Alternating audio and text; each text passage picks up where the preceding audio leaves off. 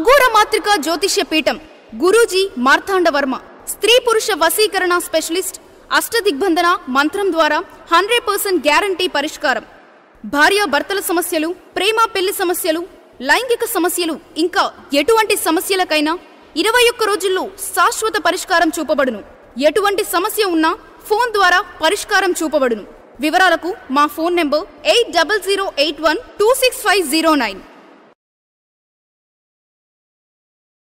Megastar Chiranjeevi చిన్న కూతురు శ్రీజ మాజీ భర్త శిరీష్ భరద్వాజ్ ఊపిరితిత్తులు పాడవడంతో చనిపోయారు. 2017 నుంచి ఆయన ట్రీట్మెంట్ తీసుకుంటూ ఉన్నారు. కానీ లంగ్స్ పూర్తిగా డ్యామేజ్ కావడంతో చనిపోయారు అని డాక్టర్లు తెలియజేశారు. అయితే సామాన్య బ్రాహ్మణ కుటుంబానికి చెందిన శిరీష్ భరద్వాజ్ మెగాస్టార్ చిరంజీవి చిన్న కూతురు శ్రీజను ప్రేమించాడు. శ్రీజ ప్రతిరోజు ఎల్బీ స్టేడియంలో బ్యాడ్మింటన్ ప్రాక్టీస్ చేసేందుకు వచ్చేవారు. ఆమె జాతీయ స్థాయిలో ఆడాలనుకున్నారు కూడా. ఈ వార్త ఆ రోజుల్లో న్యూస్ పేపర్స్ లో కూడా వచ్చింది. శిరీష్ కు తన సోదరి ద్వారా శ్రీజ పరిచయం అయింది. అప్పటికి ఇంటర్మీడియట్ చదువుతోంది శ్రీజ. తన ఫ్రెండ్స్ తో కలిసి కాఫీ షాప్లకు వెళ్లేది, అక్కడ కలుసుకునేది. అంటే కామన్ ఫ్రెండ్స్ ద్వారా కూడా శ్రీజ పరిచయం అయింది. ఆ పరిచయం కాస్త తొలిచూపులోనే ప్రేమకు దారితీసిందని వారే పలు ఇంటర్వ్యూల్లో కూడా చెప్పుకొచ్చారు. కానీ దాదాపుగా 4 ఏళ్లు సీరియస్ గా ప్రేమించుకున్నారు శిరీష్ శ్రీజలు. మైనార్టీ తిరగపోవడంతో శ్రీజ కూడా తన లవ్ అఫైర్ ను దాచిపెట్టింది. కానీ శ్రీజ అప్పటికే ఓ కుర్రాడిని ప్రేమిస్తుందన్న విషయాన్ని గుర్తించారు చిరంజీవి తల్లి సురేఖ. దీంతో ఆమెను చదువు ఆపించేశారు. ఇంట్లోనే ఆమెను ఉంచారు. దాదాపు 10 నెలల పాటు ప్రియుడికి దూరంగా ఉంది శ్రీజ. కానీ ఫ్రెండ్స్ ద్వారా మాత్రం రాయబారం నడిపేది. అలాగే అప్పట్లో ఇంటర్నెట్ ద్వారా కూడా వీరు మాట్లాడుకునేవారు. మొదట నమ్మకంగా ఉన్న శ్రీజ ఆ తర్వాత సడన్ గా ఇంట్లో నుంచి లేచిపోయి బోయినపల్లిలోని ఆర్య సమాజ్లో అక్టోబర్ 17, 2007న పెళ్లి చేసుకుంది. అయితే మీడియాకు తెలియకుండా ఉంటే తనను తల్లిదండ్రులు బెదిరించి బలవంతంగా తీసుకెళ్తారనే భయంతో శ్రీజ మీడియాకు లీక్ చేసింది. ఆ రోజుల్లో ఎలక్ట్రానిక్ మీడియా దూకుడుగా ఉండేది. టీవీ ఛానల్స్ అప్పటికే మెగాస్టార్ చిరంజీవి చిన్న కూతురు శ్రీజ ప్రేమించి రహస్యంగా పెళ్లి చేసుకుంది అనే వార్తలు దుమ్మి రేగిపోయాయి. ఈలోపు సడన్ గా పోలీసులకు ఫిర్యాదు చేసింది శ్రీజ. మా నాన్న చాలా పవర్ఫుల్, మా బాబాయ్తో పాటు అందరికీ పలుకుబడి ఉంది. నన్ను నా భర్తను విడదీస్తారు, నన్ను బలవంతంగానైనా లాక్కుపోతారు. మాకు నా అత్తమామలకు భద్రత కావాలని ఆమె పోలీసులకు ఫిర్యాదు చేశారు. అంతేకాదు వాహనాల్లో పలు మీడియా ఛానల్స్ కు ఇంటర్వ్యూలు కూడా ఇచ్చారు శ్రీజ. ఈ వివాదం నానా రచ్చా చేసింది. చిరంజీవి కుటుంబం కూడా చాలా ఆందోళనకు గురైంది. శ్రీజను సామాన్య బ్రాహ్మణ కుటుంబానికి చెందిన శిరీష్ ను విడదీసేందుకు అన్ని రకాల ప్రయత్నాలు చేశారనే టాక్స్ కూడా వినిపించాయి. అయితే శిరీష్ పై చిన్నప్పుడే ఓ కేసు ఉందని, ఒక బాలికను వేధించాడని పోలీసులు తెలపడం కూడా సంచలనం రేపింది.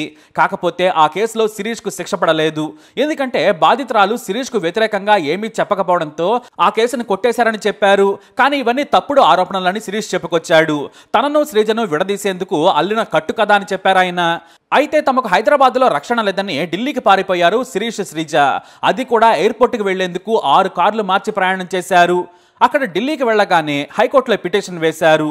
నా తల్లిదండ్రులు చాలా పవర్ఫుల్, మాకు భయంగా ఉంది, పోలీస్ భద్రత కావాలన్నారు. దీంతో ఢిల్లీ హైకోర్టు విచారణ చేసి వారికి భద్రత కల్పించింది. దాదాపుగా 7 రోజుల పాటు ఢిల్లీలో ఉన్న శ్రీజ శిరీష్లు హైదరాబాద్కు వచ్చారు. ఆ సమయంలోనే మెగాస్టార్ చిరంజీవి మొదటిసారి తన కూతురు ప్రేమ విషయంపై నోరు మెదిపారు.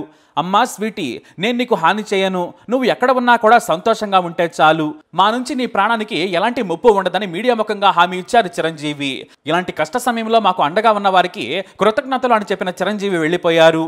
మరోవైపు పవన్ కళ్యాణ్ తన తుపాకీని మీడియా ముందు ప్రదర్శించి దాన్ని సరెండర్ చేస్తున్నట్లు చెప్పారు. ఇది లైసెన్స్డ్ గన్, దీన్ని నేను సరెండర్ చేస్తున్నాను, ఎందుకంటే మా నుంచి శ్రీజకు ఎలాంటి ముప్పు లేదని చెప్పడానికేనని ఆయన ఇచ్చిన స్టేట్మెంట్ సంచలనం సృష్టించింది. ఆ తర్వాత శ్రీజ శిరీష్లు 2011 వరకు కలిసే ఉన్నారు. ఈ లోపు వారికి కూతురు పుట్టింది. కూతురు పుట్టిన సమయంలో కూడా చిరంజీవి తన సంతోషాన్ని వ్యక్తం చేశారు. నా చిట్టి తల్లి తల్లయింది, నాకు మనవరాలు పుట్టింది, నన్ను తాతను చేసిందని మురిసిపోయారు ఆయన.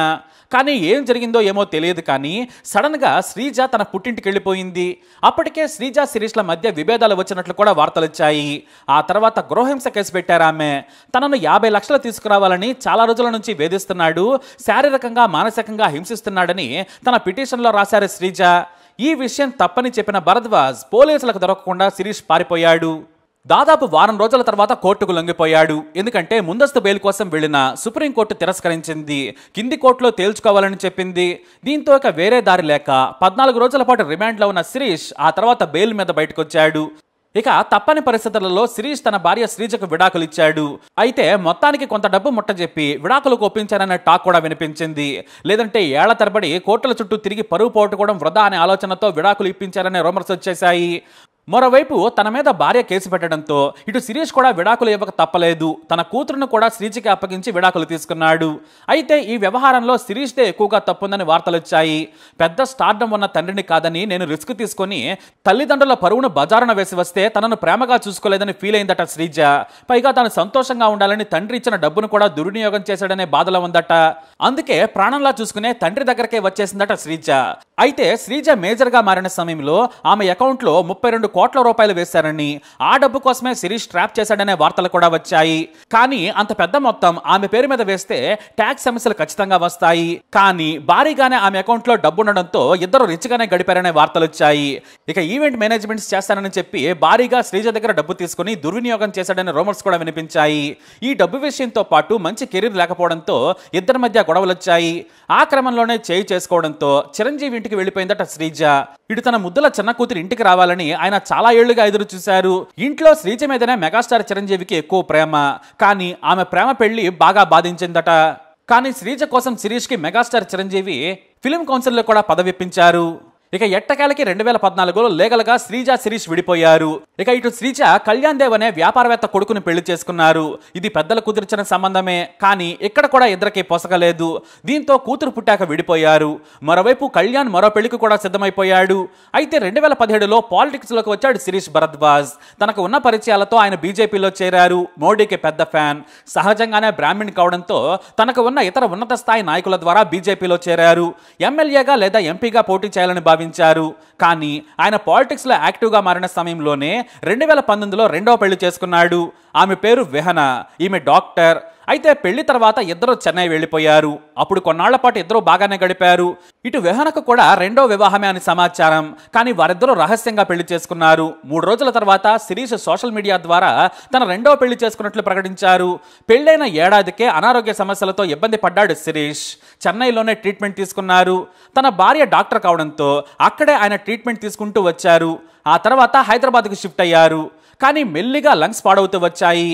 కానీ అనారోగ్యంతో జూన్ 19న ఉదయం కన్నుమూశాడని బంధువులు మీడియాకు తెలియజేశారు.